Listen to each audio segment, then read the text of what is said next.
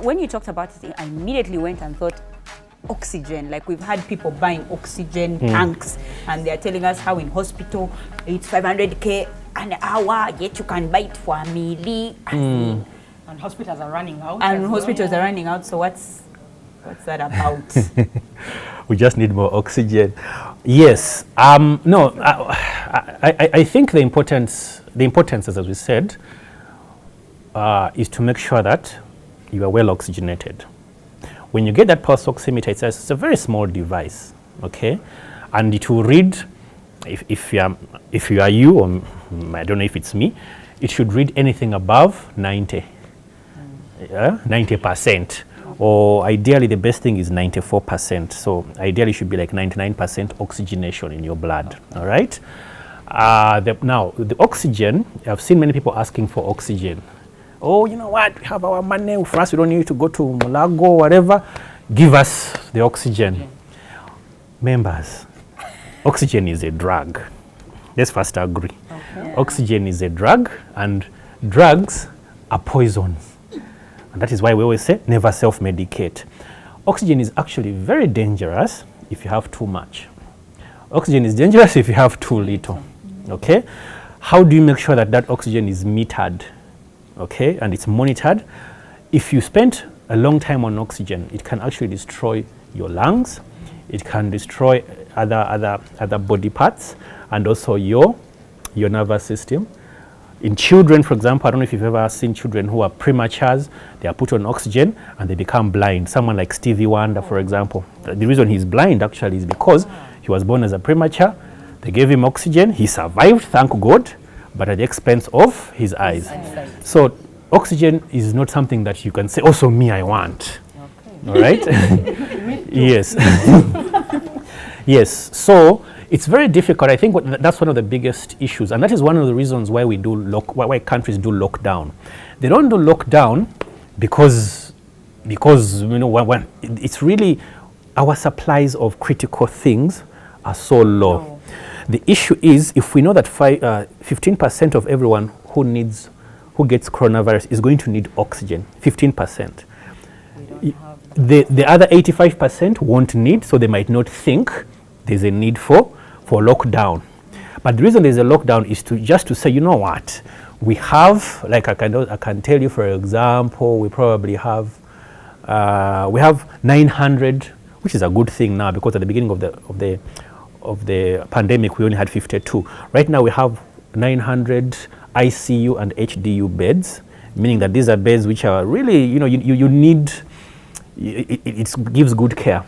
900, full stop. And I'm talking about in the country. Mulago has 27 ICU beds, 27, and has 200 HDU beds. Okay, so oxygen is also one important thing, and ventilators and the beds. Okay, it's very hard. It costs you 100 million or 200 million just to put up a plant, okay, to provide oxygen. All right, and the government has tried. It has put in, I think, 8 of them in Kampala alone. But you know what? You have a population of 3 million, and 15% of 3 million, if all of us came, is really a large number. So yes, oxygen is important, but it can also be deadly. Yeah. Actually, many people who come off oxygen and ventilators also get what we call that long COVID syndrome, because just the act of aerating them also causes lung damage. All right, so it's a very tricky thing. Yeah. What if I'm a person that doesn't want even to reach a place where there are signs, where I have symptoms, where I am positive? Can we now come back to the place of prevention? But because it looks anything other than prevention is just bad, and there's so many things that we have been told. Fumigate yourself with which herbs, where I don't know which kind of mask. I mean, we've gotten some designer masks, do you remember? And then we got some signposts that said that one has 0, it can't even prevent dust from entering, so you are not preventing a disease. As in, we were really on that thing. We have bought vitamin C. Maybe before I answer that, we're even bathing in the sun these days. Before I answer that, can I say something about a last thing about isolation? Oh, okay. Because you isolate until when? Until Jesus comes. Number one. Yeah. And what happens if? How do I know that my patient or myself needs to stop isolating and rush to hospital, because those I think are very important things. So if you're isolating, we usually say isolate for at least 10 days from the day you got your result. Okay. Or if you're symptomatic, so you had a cough and headache or you had a fever, isolate for at least 10 days after, at least 10 days after the first symptom came. And once the symptoms have gone, add another 3 days. So that's usually the duration of your isolation, and usually nobody's going to tell you, now you come out. you just remain until isolate through the elections, through the swearing in. And you're like, man, go and isolate. So you do your math. But more importantly, now my parent or myself is isolating, but I'm not getting well. How do I know? Oh, you know what? I've monitored my oxygen. I bought my pulse oximeter. That's just one way of monitoring. The second way of monitoring is the clinical signs. The person who is going to do badly is the person who develops a pneumonia. And unless you know the signs of pneumonia, you'll be there seated at home thinking everything is okay. Oh, my fever has gone. But you know what? I'm feeling breathless. Okay? I'm feeling breathless. I'm breathing a bit faster. Okay? I'm getting chest pains. Oh, my mental state is changing. I'm getting very forgetful. I'm getting irritable. I'm getting a bit unconscious. Or you've seen your patient is becoming a bit unconscious. Because pneumonia, by the way, as the oxygen lack starts getting into what you call the hypoxia, the lack of oxygen, it starts affecting the brain, your mental state starts changing. Yeah. And that might be the only thing. So it's important that when you're monitoring your patient who is isolating, how is their breathing? Is it getting better? Is it getting worse? Or maybe they had a fever and now they've started coughing and having difficulty in breathing. You really want to be heading to hospital in that sense. So usually just looking for signs of pneumonia. Pneumonia, our professor used to say, pneumonia is not cough. Pneumonia is fast breathing that cannot be explained by running or crying of a child or whatever. If you're seated here and you're breathing fast, that's a pneumonia until you're proved otherwise, because the other causes of breathing fast, like for example heart disease. So, but usually walking and getting so tired all the time, that's usually can be a sign of a pneumonia. So if you're seeing that, plus other what we call danger signs, he used to eat, he's no longer eating, okay, or he's vomiting or everything all the time. He's really becoming really, really weak.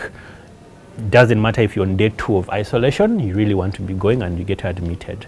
When you get admitted, when you think you want to get admitted, one of the things you really want to be doing is having access to ambulances. There are private ambulance providers. I know one of my classmates is one of them, and I'm sure he's yeah. No, I'm just saying that now I'm seeing many of his ambulances. He has tripled his fleet. He has tripled this fleet in 2 months. Yes, but which is good. We need to create wealth for the population, but it's expensive. Generally, private ambulances. The government has also come in to help. What they've done actually is every police station has an ambulance stationed, particularly in Kampala. In the districts, it's at the district headquarters. But in Kampala, for example, in Kira, in Muyenga, in Ntinda, if you go to the police station, there's an ambulance that has been placed there that's supposed to be free of charge. And for those in Kampala, even if you call KCCA, you'll also get a free ambulance that the government is supposed to give you. And so these are things that are not really going out into the population, because I know I've seen many of my colleagues, their parents, they have spent so much money, and I'm sure you've seen how in ICU alone you're spending 2 to 3 million a day just being there. So there are alternatives. Okay, COVID doesn't necessarily have to be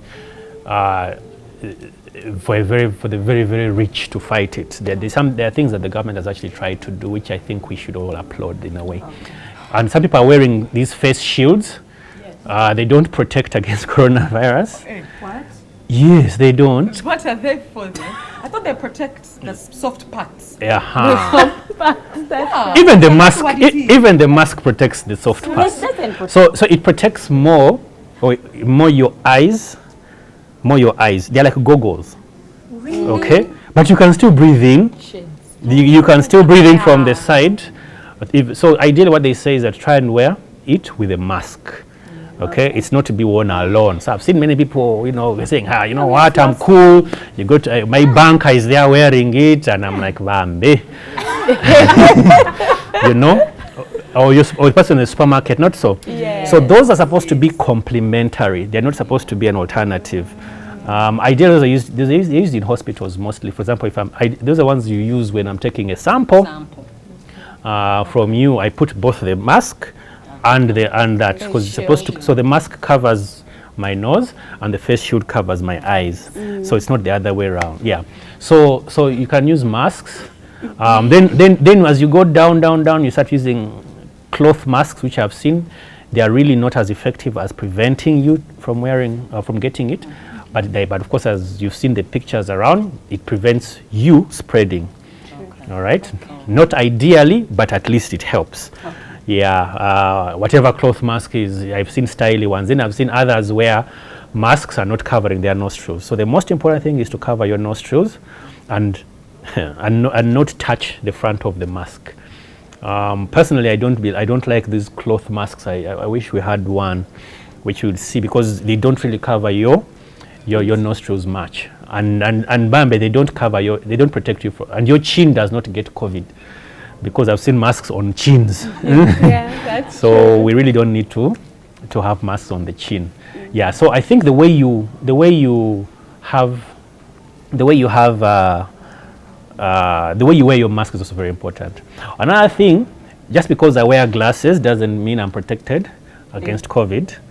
My eyes, and people have said that by wearing glasses, although some studies have shown that I might get less susceptible to get it. I might be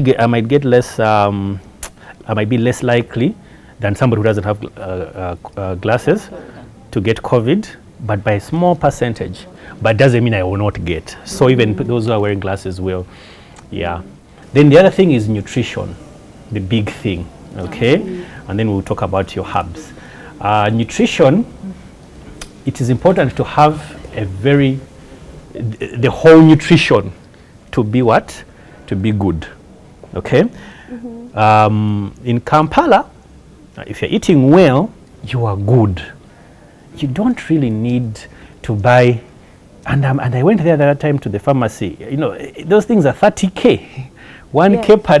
Why you guys? What's this now? What you guys? Vitamin C. Oh. People have really built apartments on COVID. So And we are in all you need is a good immune system, and you have to eat healthy. Generally, the vitamins that you're talking about, really, you have vitamin. The vitamins, okay, that actually help in immunity are not vitamins. Okay, the nutrients are iron. Iron is very important. Something called selenium and zinc. By the way, if you have a deficiency of those, you need to get them up on board. Okay, and the best place to do that is through food, and we'll talk about that. And then vitamins are usually the ones that really is important is vitamin D. Okay, vitamin D. Why? Because it helps to make your lungs stronger. I don't know if that is the case. The junctions between your lung where the viruses can come in, blah blah blah blah, and where the mucus forms, just making it stronger. Vitamin D. Where does vitamin D come from, members? The sun. There you go. And I've seen I've seen people go to some of the pharmacies and ask for vitamin D tablets. So it's the same thing in Uganda. in winter, are making it and selling it. Yeah, but I've seen people asking, where can I get vitamin D? It's the same thing. Where can I get vitamin C? Vitamin C, I've seen, and the government has also recommends vitamin C. I've seen it. Vitamin C, what it does, it helps you. If you actually catch the flu or the illness, to make you recover slightly quicker. Actually, it's a day quicker, actually, to be frank. 8% better, especially if you've been taking it as a supplement previously. And this study, actually, the study that is always quoted, which had almost 40,000 people, was actually in healthy people, extremely healthy, in athletes, marathon runners, and soldiers. So here you are, killing yourself and giving yourselves ulcers, Which one are you? giving yourselves Between a soldier and give an it- athlete. giving yourselves hypervitaminosis, which if you take too much vitamin, you end up with diarrhea and vomiting and nausea and things like that. Wow. Okay, and yet it's in fruits, it's in potatoes, it's in tomatoes. Africa. You know, We are and we are eating here buying KFC. 30 kp. Okay, at least ask KFC, they let them put the what? The tomatoes in there. At least that's the vitamin C. True. Yeah, so I think the vitamins are very important, but they must come as part of a package of good nutrition, not isolation. Zinc, okay? When you get ill, they will give them to you. Yeah. Okay, because they help. For example, zinc. Even we've always used it when your child gets diarrhea and you come to the hospital. Yeah. It heals the gut skin or the gut mucosa. So it's good for healing as well. But I said zinc is also very important in immune systems. But you must already be having it, Yeah. and it's just foods. Mm. Yeah. Finally, we hear a vaccine is out. Is there a possibility that we will ever receive it in Uganda? But you're the same people who refused vaccines in. Do you remember in April when people said, "For us, we are Africans, we cannot be Yes. experiments"? You are the same. Anti-vaxxers. You are the same people. Now you are the ones who want. Well, actually, there are many vaccines that are around. Just because the famous ones are 3. Okay, we don't talk about the Russian one. I don't know why. We don't talk about the Chinese one. I don't know. Okay, I know why, but I don't. But I want. Auntie, the thing is trust. Yet, when you give your child polio vaccine, that's a Sabin vaccine. That is a Russian vaccine. Yeah.